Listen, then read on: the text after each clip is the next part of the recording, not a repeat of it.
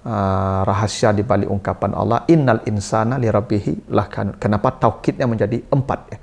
Inna, sungguh. Lalu ada kata li rabbihi yang didahulukan, harusnya di belakang. Innal insana lakanut li rabbihi, tapi tidak li rabbihi didahulukan untuk menunjukkan makna takhsis. Dan yang ketiga ada lam taukid lagi, lakanut, yang harus tanpa lam juga bisa, kanut. Dan pilihan kanut dalam bentuk mubalaghah menunjukkan betapa sempurnanya ya kedurhakaan manusia, kekufuran manusia terhadap nikmat-nikmat Allah yang penyebabnya adalah cinta yang berlebihan kepada harta. Mengurai rahasia Al-Quran melalui makna dan mabna.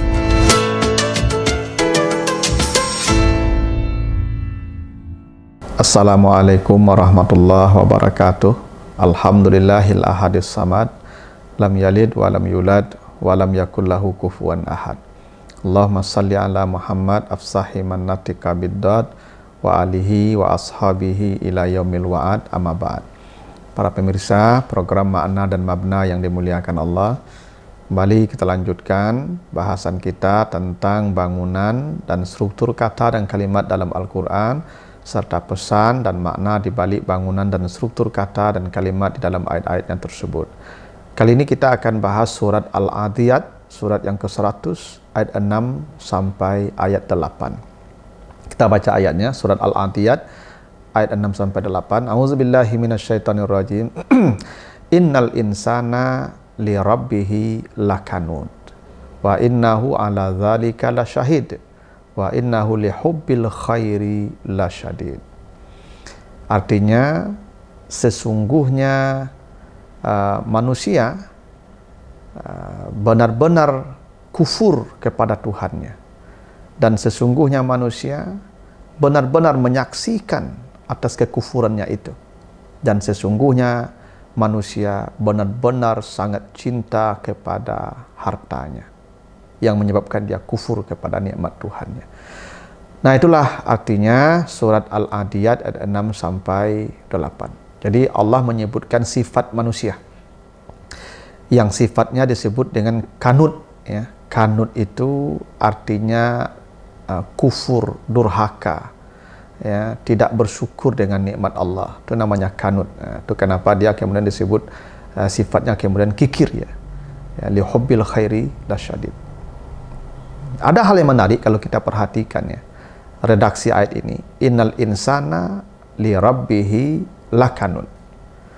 Sesungguhnya manusia kepada Tuhannya benar-benar ya kufur, durhaka, membangkang. Secara komposisi harusnya kalimat ini bunyinya begini. Al insanu kanudun li rabbihi. Harusnya begitu. Ya. Al insanu kanudun li rabbihi. Manusia itu ya kufur kepada Tuhannya, durhaka, membangkang kepada Tuhannya. Sama juga ayat yang ke-7, wa innahu ala zalika lasyahid. Harusnya kalimat ini wa huwa syahidun ala zalika. Itu kalimat normalnya. Wa huwa mubtada, syahidun khabar ya, ala zalika keterangan. Tapi tidak wa innahu ala zalika lasyahid. Sama juga ayat yang ke-8. Harusnya wa huwa syadidun li hubbil khairi. Harusnya begitu. Ya, kalimatnya begitu. Tapi ini ayat Masya Allah dengan taukid yang berlapis. Coba perhatikan. Innal insana li rabbihi lakanut. Satu, itu pakai taukid inna. Inna, sesungguhnya. Itu satu taukid. Taukid kedua, itu didahulukan li rabbihi. Didahulukan keterangannya. Harusnya kanut li rabbihi. Tapi tidak li rabbihi, lah kanut. Yang ketiga dikasih lam pada kanut, la kanut. Berarti ada sungguh tadi. Inna sudah cukup. Tapi ditambah lagi lam taukid kedua, la kanut. Harusnya kanut cukup, tidak perlu pakai lam. Tapi ditambah lam yang artinya sungguh. Jadi sungguh manusia kepada Tuhannya sungguh. Dan kanut itu dipilih Allah dalam bentuk mubalaghah namanya. seperti timbangannya kafur, ghafur, wadud, itu menunjukkan tingkat sempurna, tingkat mubalaghah sempurna. Disinilah kita memahami bahwa manusia itu benar-benar kufur kepada Tuhannya, benar-benar kufur. Ya. Susah menerjemahkannya secara harfiah. Tapi kalau kita mau menerjemahkan secara bebas, manusia itu sungguh benar-benar kafir, durhaka kepada Tuhannya. Yang kedurhakaan dalam tingkat yang sempurna, mubalaghah. Itulah kenapa di surat Saba ayat 13 Allah menyebutkan wa qalilun min ibadiya asyakur. Sangat sedikit dari hamba-hamba saya yang bersyukur. Kenapa? Karena banyak dari hamba itu yang kanun. Yang kanunnya itu sudah sampai ke tingkat mubalaghah. Itu kenapa di surah Al-Insan. Coba lihat nanti surah Al-Insan ayat yang ketiga. Inna hadainahus sabila imma syakiran wa imma kafura. Ketika Allah menyebutkan sifat manusia, ada sebahagian yang bersyukur, ada sebahagian yang kufur. Tapi coba perhatikan bedanya di surah Al-Insan ayat 3 itu. Ketika Allah menyebutkan manusia yang bersyukur sebagian itu syakiran. Syakiran itu namanya isim fa'il. Kalimat normal, kata normal standar. Namanya syakir. Tapi ketika manusia disebutkan kufur, maka bukan kafir, tapi kafur. Itu namanya sigat mubalaghah, menunjukkan sangat sempurna kufurnya. Kalau bersyukur, syukurnya dikit, biasa, standar. Tapi kalau kufurnya, Masya Allah sempurnanya. Makanya Allah tidak mengatakan imma syakiran wa imma kafiran. Tidak. Allah tidak mengatakan imma syakur, karena syukurnya dikit. Maka Allah tidak menggunakan imma syakuran. Tidak. Imma syakiran. Lawannya kafur. Harusnya kalau mau berimbang ya, kalau kalimat ini mau berimbang, itu kalimatnya bisa begini. Imma syakiran wa imma kafiran. Nah, itu artinya seimbang antara syukur dan kufur. Atau sama-sama mubalaghah. Imma syakuran wa imma kafuran. Sama-sama bersangatan. Syukurnya bersangatan, sempurna, kufurnya juga bersangatan. Tapi tidak. Syakiran, syukurnya isim fa'il, dikit, biasa, standar. Tapi kafurnya, Masya Allah, sempurna, mubalaghah. Memang begitulah sifatnya, lakanut. Makanya, innal insana li rabbihi lakanut. Apa sebabnya? Kata Allah, wa innahu li hubbil khairi lasyadid. Maka didahulukan lagi, al-khair. Hartanya memang dahulu. Memang di depan mereka, maka dikedepankan di hubil khair. Khair itu artinya harta. Mereka sangat cinta dengan harta.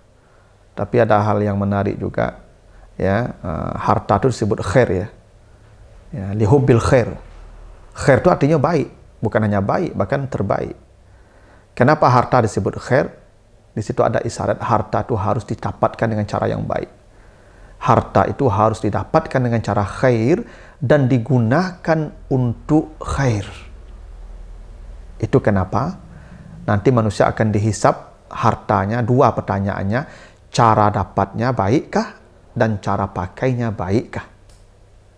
Karena yang ditanya cara dapatnya baik, cara pakainya baik, maka Allah menyebut harta dengan khair. Jadi harta itu tidak dicela. Yang dicela itu kikirnya. Iza massahul khairu manu'a. Itu yang dicela. Di surah Al-Ma'arij ayat 21. Bila mereka dapat harta, kikir. Nah, itu yang dicela. Itu membuat manusia kufur kepada Tuhannya. Dan tidak boleh mencintai harta itu berlebihan. Makanya Nabi Sulaiman menjadi tercela. Coba lihat nanti surat Sad ayat 32. Kenapa Nabi Sulaiman dikasih penyakit, dihukum oleh Allah? Kata Nabi Sulaiman, Inni ahbabtu hubbal khair. Karena saya terlalu mencintai harta. Ahbabtu hubbal khair. Ya. Yang mencintai harta secara berlebihan itu yang dicela. Harta itu baik, maka disebut khair. Tapi kalau cintanya terlalu berlebihan, maka dia menjadi tercela. Itu kenapa? Ya di surah Al-Ma'arij dicela. Iza massahul khairu manu'a. Dicela Allah yang kikir. Nabi Sulaiman kemudian dihukum Allah, dikasih penyakit. ya, dia tergeletak di tempat duduknya berbulan-bulan, tak bisa bergerak, ya dah. Kenapa? Inni ahbabtu hubbal khair.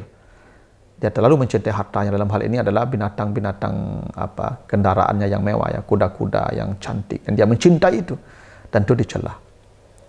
Nah, karena itulah manusia dicela oleh Allah karena lihubbil khairi lasyadid. Cinta hartanya sangat dominan, sangat ke depan. Itulah rahasia di balik ungkapan Allah, innal insana lirabbihi lakanut. Kenapa taukidnya menjadi 4 ya? Inna, sungguh, lalu ada kata lirabbihi yang didahulukan, harusnya di belakang. Innal insana lakanut lirabbihi, tapi tidak lirabbihi didahulukan untuk menunjukkan makna takhsis. Dan yang ketiga ada lam taukid lagi, lakanut, yang harus tanpa lam juga bisa, kanut. Dan pilihan kanut dalam bentuk mubalaghah menunjukkan betapa sempurnanya, ya, kedurhakaan manusia, kekufuran manusia terhadap nikmat-nikmat Allah yang penyebabnya adalah cinta yang berlebihan kepada harta hingga mereka meranci kikir dan jauh dari kebaikan. Dan itulah rahasianya kenapa harta disebut khair, agar kita mendapatkannya dengan cara baik dan menggunakannya untuk kebaikan pula. Begitu, mudah-mudahan ada manfaatnya. Lebih kurang mohon maaf. Assalamualaikum warahmatullahi wabarakatuh.